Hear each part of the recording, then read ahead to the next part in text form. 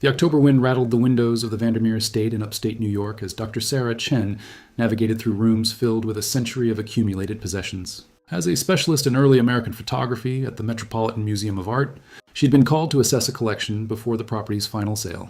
Sarah moved carefully through the library, surrounded by mahogany bookcases and family portraits spanning generations. One portrait stopped her mid-stride, a formal studio photograph from around 1910. A distinguished couple in their 40s sat in elaborate period dress. Between them, cradled awkwardly in the woman's arms, was an infant dressed in white silk and lace. Something felt wrong. The couple held the baby stiffly, as if unfamiliar with the weight. Most infants in photographs from this period appeared blurred or startled. This baby seemed eerily calm, almost unnaturally so. And in one tiny hand, barely visible against the white gown, the child clutched something small and dark. "That's Harrison and Constance Vandermeer with their son, William," the estate attorney said. "But taken in 1910, their only child, though he died young." Sarah photographed the portrait and arranged to take it back to the museum for analysis. That evening, in her conservation lab, she placed it under her digital microscope. As the high-resolution scan processed, she zoomed in on the baby's hand. The object became clearer, a small medallion on a delicate chain. She enhanced the image further, adjusting contrast and clarity. There, barely legible but unmistakable, were numbers engraved on the medallion's surface. Not a name, not a birth date. Just numbers. 2847. Sarah felt a chill. Babies didn't wear numbered medallions. This wasn't a family heirloom. This looked like an identification tag. The awkward pose, the couple's stiff expressions, and the baby's unnatural calm suddenly took on a far more disturbing significance. She needed to discover who this baby really was and why a number hung around that tiny neck. Sarah examined the photograph's mounting board under specialized lighting. The photographer's stamp was embossed in fading gold. Bentley & Associates Fine Photography, 247 Fifth Avenue, New York City. Specialists in family portraiture and social documentation. Fifth Avenue in 1910 had catered exclusively to New York's wealthiest families. Sarah found advertisements in society magazines promoting Bentley and Associates as the premier choice for distinguished families. But then she discovered something odd. A business. Directory listing the studio under 2 categories: photographers and domestic placement. Services. Why would a high-end photography studio be involved in domestic placement? She searched through historical newspapers and found veiled references in society columns to Bentley's presentation arrangements for families commissioning portraits. The language was carefully vague, but Sarah began to understand. A letter archived at the New York Historical Society made it explicit. A society woman wrote to a friend, "I've engaged Bentley for our portrait next month. They've assured me they can provide a suitable infant for the composition, as our own children are unfortunately too old." The arrangement is quite common and entirely discreet. Sarah sat back, stunned. Bentley wasn't just photographing families. They were providing babies, renting them out as props for wealthy couples who wanted the appearance of parenthood. Families who'd never had children, or whose children had grown, could commission portraits with borrowed babies, creating false legacies. But that didn't explain the numbered medallion. Rental arrangements wouldn't require identification tags, unless the babies were being cycled through multiple sessions, treated as inventory rather than children. She zoomed in again on the medallion. Number 2847 was clearly visible. If this was an identification system, there had to be records. Sarah needed to find Bentley's business documentation and trace what had happened to this child. She made a list of archives to contact, but one possibility stood out: the New York Foundling Hospital. Orphanages often used numbered identification systems. With growing dread, Sarah suspected she knew where these borrowed babies had come from. The New York Foundling Hospital stood on East 68th Street, housing abandoned children since 1869. Sarah arrived with letters of introduction, meeting Sister Margaret, the elderly archivist who managed historical records. After Sarah explained her investigation and showed the Vandermeer portrait, Sister Margaret's expression darkened. "There are things in these archives the Church would prefer remained private," Sister Margaret said quietly. "But some truths need to be known." "Yes, Dr. Chen, we have records of what you're describing." It was called the Presentation Program. Operating from 1895 to 1918, she produced a leather-bound ledger documenting children sent out for temporary family placements for photographic purposes. Pages listed children by number, not name, identification number, age, physical description, date sent out, studio name, payment received, date returned. Some had notations: returned ill, but not returned, deceased, adopted by client family. Sarah found number 2847 on page 176. Female infant, approximately 6 months, fair hair, blue eyes, sent to Bentley & Associates, September 15th, 1910. Payment, $25. Returned. September 18th, 1910. Condition, acceptable. The baby was a girl, not the Vandermeer's son, William. The entire narrative was fabricated. Sister Margaret found the intake file. Baby 2847 was brought to us in March 1910 by a Lower East Side midwife. Mother unknown, likely an immigrant who couldn't keep the child. The baby was baptized Mary, but that name appears nowhere in placement records. The ledger showed Mary had been sent out 16 times between April 1910 and December 1911. 16 different wealthy families had held her, posed with her, created false portraits. Each time the hospital collected payment. The final entry was dated January 7th, 1912. Deceased. Caused pneumonia. No family notified. Buried city cemetery. Plot unmarked. She was not yet 2 years old. How many children? Sarah asked. The ledgers document 847 children over 23 years. Some were sent out dozens of times. Some were adopted by families who'd used them in portraits, essentially purchased as servants. Sarah researched the Vandermeer family at the New York Public Library's genealogy division. Harrison Vandermeer had married Constance Whitmore in 1889. Society columns regularly mentioned them through the 1890s, but never mentioned children, no birth announcements, no christening celebrations through 15 years of marriage. Then suddenly, in October 1910, newspapers announced, Mr. and Mrs. Harrison Vandermeer are pleased to announce the arrival of their son, William Harrison Vandermeer, born September 20th, 1910. Sarah checked city birth records. No birth certificate existed for William Vandermeer on that date. The announcement appeared in newspapers, but no official documentation supported it. At the New York Historical Society, Sarah accessed the Vandermeer family papers. A letter from Harrison to his attorney, dated August 1910, discussed inheritance concerns. My father's will stipulates the estate passes to my heir upon my death. Constance and I remain childless. I seek counsel on satisfying inheritance requirements without challenging the will's validity. The attorney's response was coldly pragmatic. There are established, discrete methods for families in similar circumstances. A formal portrait documenting parenthood, combined with appropriate social announcements and backdated documentation, has proven sufficient. I can recommend a photography studio and a physician who will provide a birth certificate for a reasonable fee. The Vandermeers had created an entirely false identity, fabricating a son solely to secure inheritance money. After the portrait and announcement, they claimed William was delicate and kept from public view. They hired a nanny, documented in employment records, who was paid handsomely to maintain appearances.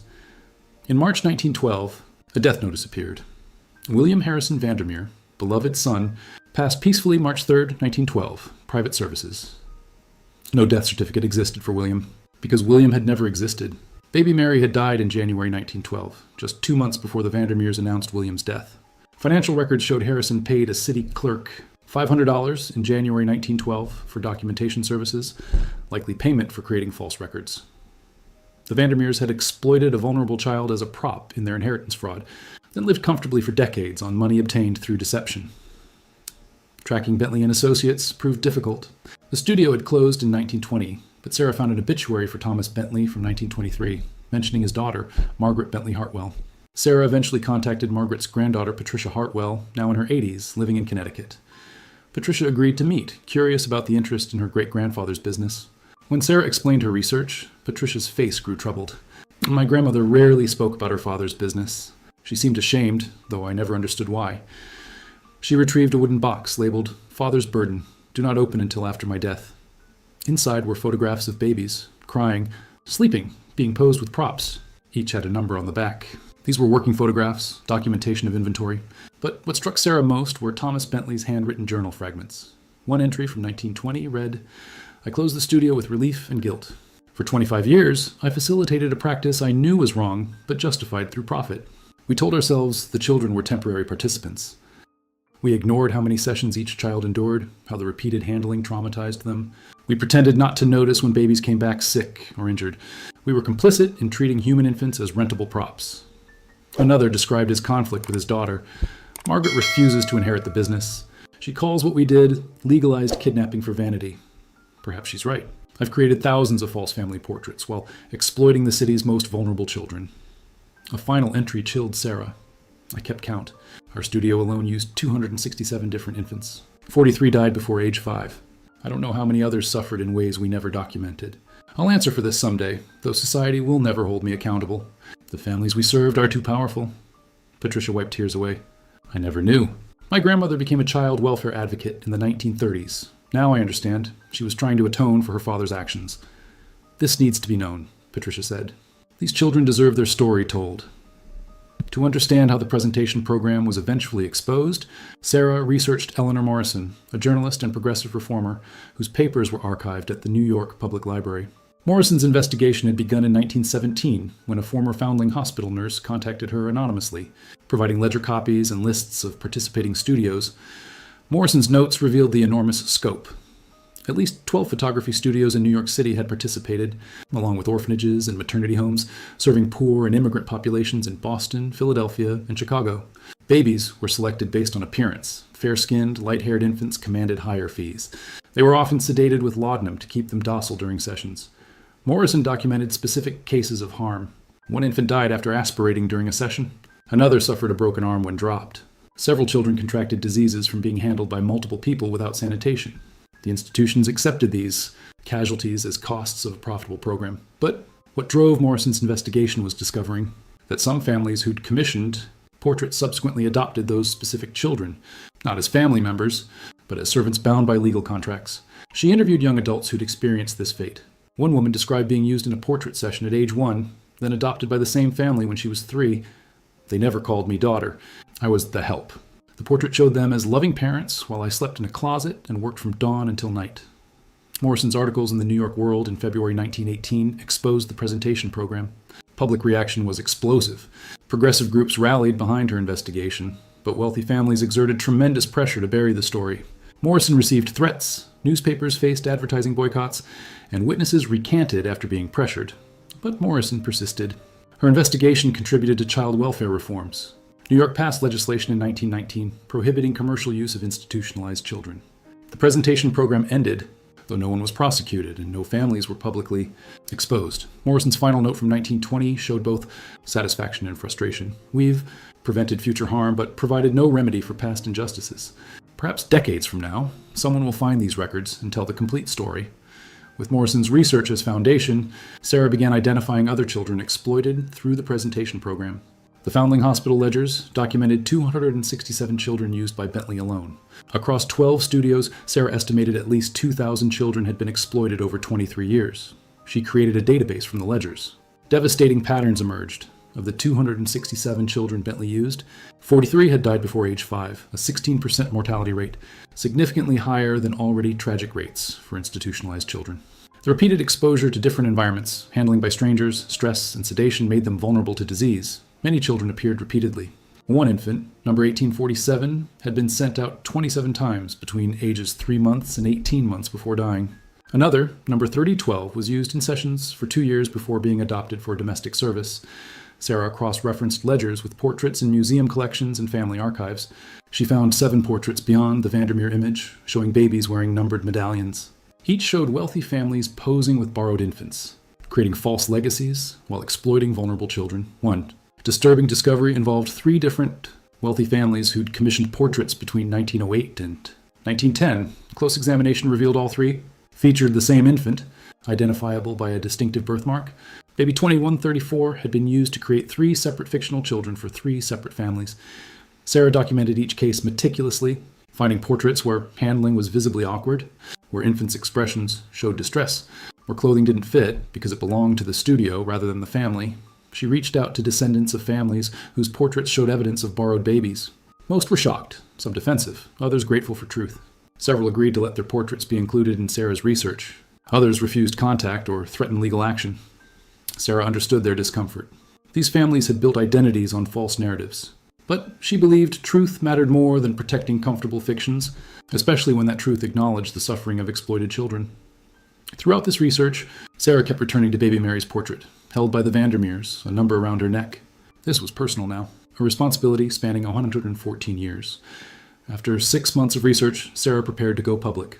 She submitted a paper to the Journal of American History titled Borrowed Legacies: Child Exploitation in Gilded Age Family Photography. Despite initial skepticism, her documentation, ledgers, Morrison's investigation, Bentley's confessions, survivor testimonies, photographic evidence was irrefutable. The journal accepted and prominently featured it. Simultaneously, Sarah organized an exhibition at the Metropolitan Museum titled False Portraits: The Hidden Truth in Gilded Age Family Photography.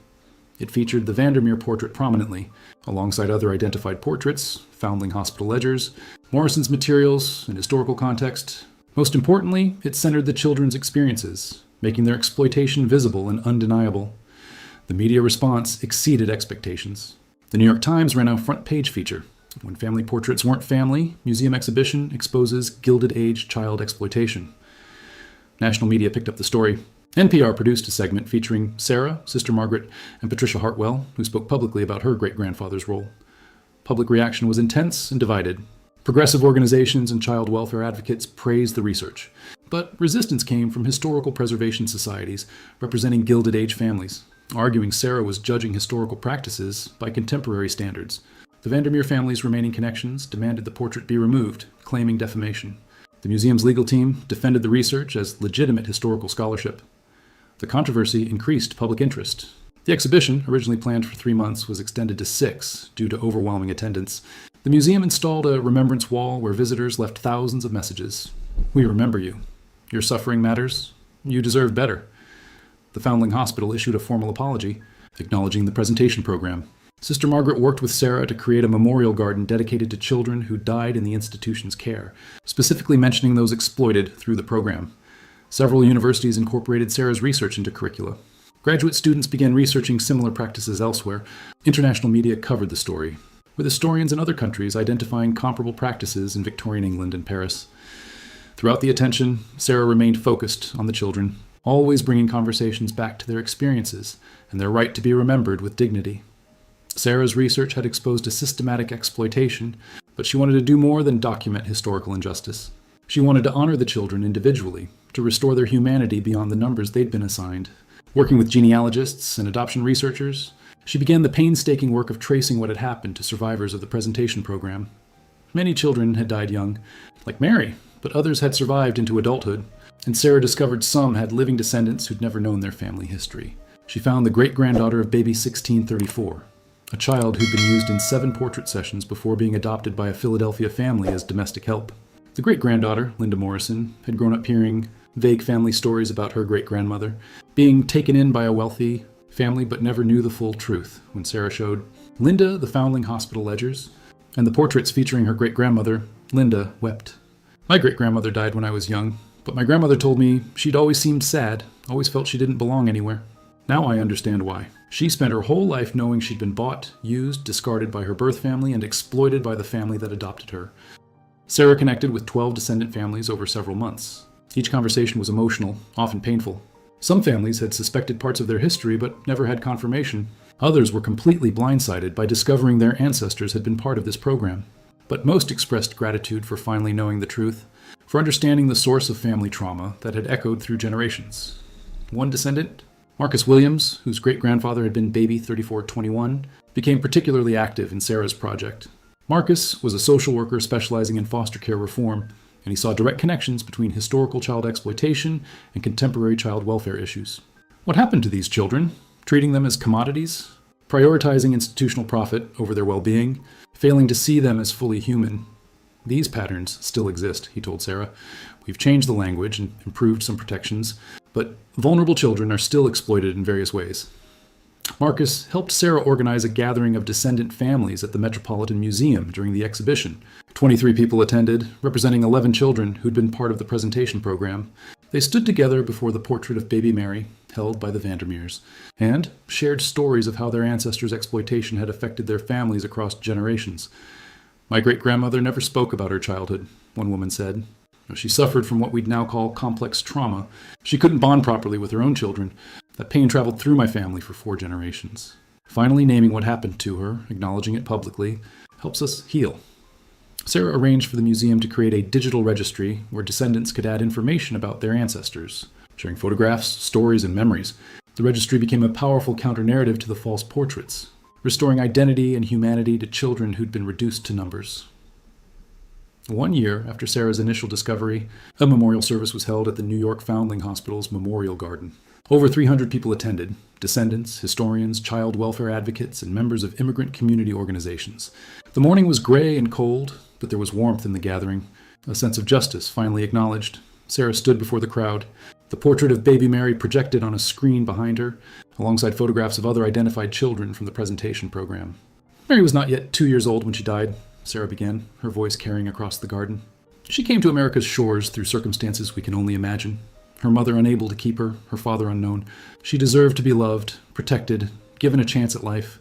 Instead, she was treated as a commodity, rented out 16 times to create false legacies for wealthy families, then discarded when she became sick.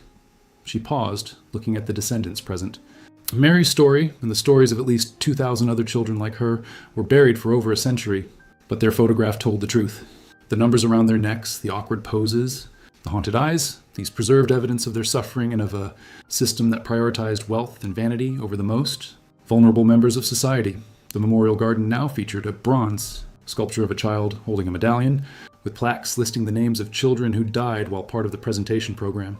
For those whose birth names were unknown, their identification numbers were engraved alongside the name they'd been given at the institution. Baby 2847, Mary. The Metropolitan Museum announced the Vandermeer portrait and exhibition materials would become a permanent installation, ensuring the story remained visible. The Foundling Hospital committed to digitizing all historical records related to the presentation program, making them publicly accessible. A scholarship fund was established in the children's honor, supporting foster youth and vulnerable children pursuing education. Most significantly, New York City's council passed a resolution officially acknowledging the exploitation, apologizing for the city's complicity in allowing institutional profit to override children's welfare, and committing to ongoing vigilance against contemporary forms of child exploitation. Sarah returned to her conservation lab late one evening, looking at Mary's portrait one final time before it was installed in its permanent exhibition space. The tiny face stared back, still showing that forced calm, still wearing that numbered medallion, still held by strangers who'd used her to create a false legacy. But now Mary's story was known, her short life was acknowledged, her suffering was recognized. The photograph was no longer just evidence of exploitation. It had become a testament to the importance of remembering, of speaking truth, of ensuring that no child's life, however brief or marginalized, is forgotten by history. Sarah thought about all the people who'd touched this story across 12 decades. The anonymous nurse who'd contacted Eleanor Morrison, Thomas Bentley, who'd kept his guilty journal, Margaret Hartwell, who'd preserved evidence despite shame, Sister Margaret, who'd opened archives despite institutional discomfort, Patricia, who'd shared her family's burden, and Marcus and other descendants who'd turned family trauma into advocacy. The portrait would remain on display, no longer a symbol of Gilded Age glamour, but a reminder of the cost of that glamour, paid by children like Mary, whose numbered medallion finally spoke its truth. In the exhibition text beside the portrait, the final words read, Mary, 1910-1912, you were seen. You are remembered. You mattered.